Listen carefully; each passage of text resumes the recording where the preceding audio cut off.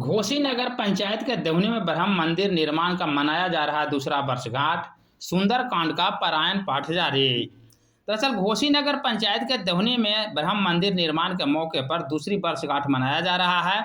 इस मौके पर श्रद्धालु ढोल मंजीरा हारमोनियम के साथ सुंदरकांड का पारायण पाठ कर रहे हैं, जो शाम तक चलेगा और भंडारे के साथ समाप्त होगा।